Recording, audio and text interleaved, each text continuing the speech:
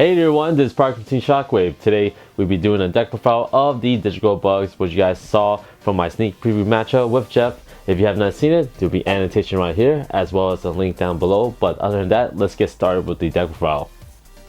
Alright guys, so let's start with the monster item. I play a set of 3 Digital Bugs. Cenobite. Cenobite has a pretty good effect, but the condition of activating the effect is very difficult.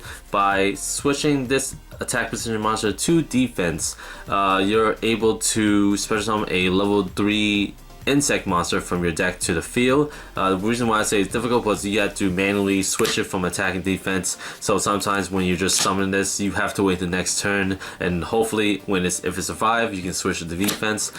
Some tips that I use to actually activate that part of the effect is basically using Web Soldier, not Web Soldier, I'm sorry, Call on Haunted under my opponent's end phase and just bring this out, or using Howling Insects to bring this out when my opponent's attack hit with his last monster. Hopefully it survived until the next turn and for me to switch it from attack to defense. But when this card is Exceed Summon to an Exceed Insect monster, it gives this ability to that Exceed monster, which it allows to attack all your opponent's defense monster once each. So it's alright, but now I played the 3 Cocoon Dancer. Cocoon Dancer has 0 attack but 2 down defense, so it might be a great start to set it down and hopefully it survives. But unlike the Cenobite, you're able to switch this from attack and defense position to activate the effect, just like sort of like Lila. So this time you're able to special summon a insect level 3 monster from your graveyard to the field, and then when it's Exceed Summon to as a material, it gives that Exceed monster the ability to have the Archimedes effect, which you guys don't know, it allows you to attack without any interaction from your opponent's card effects, spells, trap, monsters until the end of the damage step. So now, the last of the Digital Bugs we received in the main deck is Web Soldier, which is currently one of my favorites to use because when you have this card in attack position, you can switch it to defense position, so you're able to switch on a level 3 insect monster from your hand. So from there you're able to Exceed Summon with the Web Soldier, and Web Soldier gives the ability to that Exceed monster to make all your opponent's defense into 0. So you're able to switch that all those monsters your opponent controls into defense position. So working the combination with these other Digital Bugs you have, you're able to take advantage of those monsters switched in defense position. So that is it for the Digital Bug. You're playing a full set of 9 right here. Now for the Insectors, of course you have to play the 1 Hornet. It's a crucial card to play in any Insector deck. And now Dragonfly is also a one of, but it's also another crucial card because you're able to special summon more Insector monster if equip card is detached off of her. And then you play the set of Centipede. Centipede allows you to search for any Insector card from your deck to your hand when equip card is off of him. So pretty good right there, and you're playing 5 Insector monsters. It's a great way to actually utilize with the Digital Bugs because they're all level 3. Same thing with the Howling Insect. Not only that Howling Insect is a level 3, but it's a battle searcher allowing you to set up for your next play. Like I mentioned before with Cenobite. Cenobite is a crucial effect to activate, but it's very difficult at the same time. So as well as you can actually bring out your Hornet if you need it to send to the graveyard. So that's a great way to actually utilize the Howling Insect. Now I'm playing the 1 Mathematician because also again level 3, but he can really send any monster from your deck to your graveyard. Hornet is your priority if you don't have it in the graveyard. Also, I try to set up my graveyard with some of the other Digital Bugs, say that have Bug Emergency or Call on Haunted. Then I'll just send out Cenobite or any of the other Digital Bugs that I don't have. And next, I play the 2 Honest. You do play a good amount of light monsters, and if you have the Exceed monster, it really does help to actually use Honest with them, because it gives them a little more protection with the Corbage, the Rhino, and the Scara, and also the Giga Brilliant, just because that you're gonna go Giga Brilliant all the time, just because that the other Scara, the other rank 3 insect Exceed monster, has a requirement of using 2 light insect monster to bring it out, and that's very difficult from time when you're using, especially when you're using the Insector engine. Now for the spell cards, I'm playing the one Insector Sword, just because the it gives me a little more diversity in searching, as well as the ability to add Insectors from my graveyard to my hand, and a power boost if I really do want to OTK this turn. I am playing the 2 level limit Area B. I think this is a very great tech to actually use, especially if you had Corbage out on the field. This way you can utilize it as much as possible, but I'll explain more about that later. Also, this whole deck, you're playing level 3 and rank 3 and higher monster. First of all, Exceed monster does not get affected by low area B, because it only affects level monster. And not only that, but all the other main deck monsters can go under this, still attack, and not be affected whatsoever. So I played 2 is enough. 3 was a little cloggy at times. I do play the 1 Foolish Burial to, again, same concept as Mathematician, send out the Hornet. Also set up for your Call Haunted or your Bug Emergency. I played the 2 Twin Twisters. Again, you have interesting choice of sending cards to the graveyard. Hornet is majority of is like the priority. Also, digital bugs that you want to set up to bring back with Call Hunter or Bug Emergency, or you can actually discard Bug Emergency and use its graveyard effect, which I'll explain later, to utilize more higher level Exceed summons. Staples will be called Dark Hole and Regeki. And now I do have the 1 Upstart Goblin, because this card can be anything, to tell you the truth. That I've been switching around with this card, but you can play the Upstart Goblin, you can play Power Duality. This way you can try to utilize your hand as much as possible. Set up, because I realize that you set up a lot more for your like bigger plays instead of special summoning a lot. So from there, yeah, it's just up to you guys if you really want to use the Upstart Goblin or you want to exchange it for something else. But you just basically 1 free card, empty space with this deck. Now for the trap card, I do play 3 of the Bug Emergency. So, like I mentioned before in the matchup, Bug Emergency is basically equivalent to the 6 Samurai double-edged sword technique. Basically, special summon 2 level 3 bug monster from your deck. I mean, not from your deck, from your graveyard. The effects are negated, and also for the rest of the turn, you can only special summon insect monsters. Also, it has the graveyard effect by banish this card from the grave.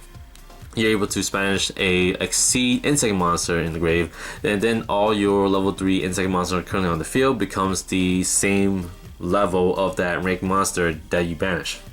So this way you're able to go into your higher Exceed plays if you really want to. Playing the 3 Call Haunted, just because that, you know, just like the same concept as Bug Emergency, I do need to set up, and I mentioned that Cenobite is a very difficult effect to activate, so this is a way to activate it during my end phase. Also trying to get any of my Insectors out so I can actually use their effects to try to pop using Hornet to pop all the crucial cards that I need to get rid of before I go more for the bigger plays. The 1 Boundless, staple, Warning, staple, and then I am gonna play the 3 strikes. Currently loaning this one out to a friend, but yeah, 3 strikes is crucial, and that's pretty much it for a 40 card main deck. Alright guys, for the extra deck now, we're playing a set of Scara. Scara is your rank 3 digital bug that you sometimes will be going into a lot, but in some situation you're not, just because that with the combination of Insectors and the other level 3 monsters that we have in the main deck, it might be difficult to bring out just because that it has the requirement of 2 light insect monster, and it is something that doesn't really happen often, to tell you the truth. So I might just cut down to 2 instead of 3. But it has a pretty good effect where you can attach 2 materials off of it to choose one monster your opponents control. That monster's position will change and its effect is negated until the end of the turn. Also, when this card destroys a monster, you're able to use that monster as the material and attach it to this. So there'll be a great way to detach 2 material off of this card, so you can overlay into a higher rank, such as Digital Bug Corbage. Corbage is one of my favorite monsters to out of the digital bugs, since it allows me to spin defense precision monster by detaching 1 material. Also, you're able to attach a material from the graveyard to him if a monster face up on the field switch its position. So that's why I play level limit area B, because it utilizes that effect so often, as well as if your opponent's trying to summon a monster, then level limit area B will switch that monster automatically if it's level 4 or higher, and then allow me to attach more materials off of it, and then more spinning as well. But also with more materials off of these Corbage, I'm able to overlay into the last digital bug, the Rhino. Rhino is basically the I won't say the boss monster of the deck, but it's a pretty good effect, but not a monster that I go often into. That's why I'm playing one of. So Rhino has the effect that it can pierce. Also, during Enos player's turn, I can attach a materials off of it to destroy monsters that has the highest defense on my opponent's side of the field. So just say that if your opponent has multiple monsters with the same defense, then he can destroy them all. But most of the time, like, I rather to go into Corbage just because that he has the spin ability, and I rather to just bounce a monster back instead of destroying it, because a lot of decks do utilize the graveyard effect. So this is pretty much it. Again, 1 is perfect enough since I don't really go into it that much. Now, for the other Exceeds, I playing 3 Giga Brilliant, and you might be thinking Giga Brilliant might be too excessive, but remember when I mentioned about Scara? Scara is very difficult into, unlike Giga Brilliant, which is universal. Level 3 monsters can bring it out, and it has the same requirement as the other digital bug, which is basically light insect. So you can utilize it for other effects as well. So yeah, so usually I will detach 2 materials off of Giga Brilliant and then overlay it for Corbage. This way I can use Corbage effect to spin, and hopefully I have the level area B to actually add more materials on it. So pretty good card, and I do usually use Giga Brilliant's effect to increase the attack from time to time. Now, for the higher stuff, we have the Insector Stag. This is a great card when you're using the graveyard effect of Bug Emergency. So like I mentioned before, Bug Emergency just increase or change the level of the level 3 monster into the banish Exceed monsters. So say that I have a Corbage in my graveyard. So say I have a Corbage in my graveyard, so I'll just banish the Bug Emergency and the Exceed monster. All my level 3 monsters become level 5, and then I can seed into Stag, which is the condition of the Bug Emergency's effect. So great way to actually bring this out. And sometimes I could just get rid of one of my opponent's monsters by taking them up and add attack points to this Stag. And then I also, again, I can overlay it if I really want to into the Rhino if I really need to. But in most cases, you won't really need that, because Stag's effect to take opponent's monsters and attach it to them is very good. And now I play the random rank 3s that could fit in some situation. The Agonier, the Alucard, and the Nightmare Shark. Different situation might suit my needs during for a crucial game. So, and then the last card I'm playing is the Gaia Charger. Sometimes that I'll have like rank 5 or higher monsters that doesn't have more Exceed, so I just overlay for Gaia Charger to do just piercing damage, and that's pretty much it. Alright guys, that's pretty much it for the deck profile. Overall, this deck is alright. It's a very affordable deck, but it can't really keep up with the format just because that it's very slow and takes a lot of time to set up, especially when you have to do it on your next turn. I tried multiple variants, but I believe the Insector engine does give the deck more consistency as well as more options to your plays. Hopefully this new archetype gets new support in the future, but from looking in the Dark Illusion set that's coming out in a couple of months, looks like there's no new digital bugs being announced in that set. So it looked like it might be one of those archetypes that are going to get all those new supports in one set when they first appear. So that's pretty much my time with this video. If you guys liked what you saw, please like, comment, and subscribe. This is Brock from Team Shockwave, signing out.